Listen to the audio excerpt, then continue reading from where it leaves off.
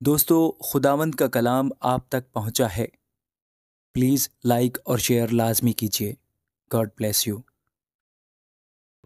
خداوند کا جو کلام یوئیل بن فینوئیل پر نازل ہوا۔ اے بوڑھو سنو، اے زمین کے سب باشندوں کان لگاؤ۔ کیا تمہارے یا تمہارے باپ دادا کے ایام میں کبھی ایسا ہوا؟ تم اپنی اولاد سے اس کا تذکرہ کرو، اور تمہاری اولاد اپنی اولاد سے، اور ان کی اولاد اپنی نسل سے بیان کرے کہ جو کچھ ٹڈیوں کے غول سے بچا اسے دوسرا غول نکل گیا، اور جو کچھ دوسرے سے بچا اسے تیسرا غول چٹ کر گیا، اور جو کچھ تیسرے سے بچا اسے چوتھا غول کھا گیا۔ اے متوالو جاگو اور ماتم کرو، اے میں نوشی کرنے والو نئی میں کے لیے چلاؤ، کیونکہ وہ تمہارے منہ سے چھن گئی ہے۔ کیونکہ میرے ملک پر ایک قوم چڑھ آئی ہے جس کے لوگ زوراور اور بے شمار ہیں، ان کے دانت شیر ببر کے سے ہیں اور ان کی داڑیں شیرنی کی سی ہیں۔ انہوں نے میرے داغستان کو اجاڑ ڈالا اور میرے انجیر کے درختوں کو توڑ ڈالا ہے۔ انہوں نے ان کو بالکل چھیل چھال کر پھینک دیا، ان کی ڈالیاں سفید نکل آئی ہیں۔ تم ماتم کرو جس طرح دلہن اپنی جوانی کے شوہر کے لیے ٹاٹ اوڑھ کر ماتم کرتی ہے۔ نظر کی قربانی اور تپاون خداوند کے گھر سے موقوف ہو گئے۔ خداوند کے خدمت گزار کاہن ماتم کرتے ہیں۔ کھیت اجڑ گئے، زمین برباد کرتی ہے، کیونکہ غلہ خراب ہو گیا، نئی میں ختم ہو گئی اور روغن ضائع ہو گیا۔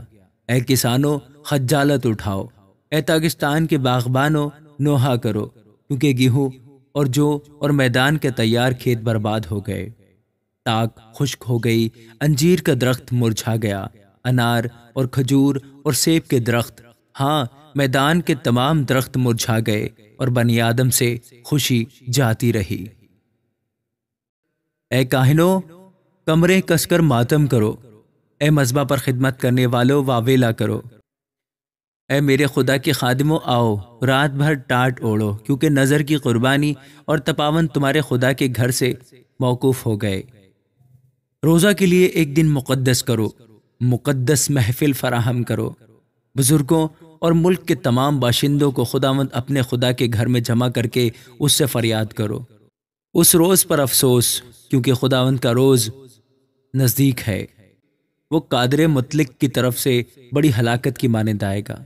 کیا ہماری آنکھوں کے سامنے روزی موقوف نہیں ہوئی، اور ہمارے خدا کے گھر سے خوشی و شادمانی جاتی نہیں رہی؟ بیج ڈھیلوں کے نیچے سڑ گیا، غلہ خانے خالی پڑے ہیں، کتھے توڑ ڈالے گئے، کیونکہ کھیتی سوکھ گئی۔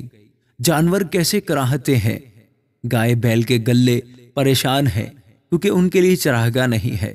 ہاں بیڑوں کے گلے بھی نیست ہو گئے ہیں۔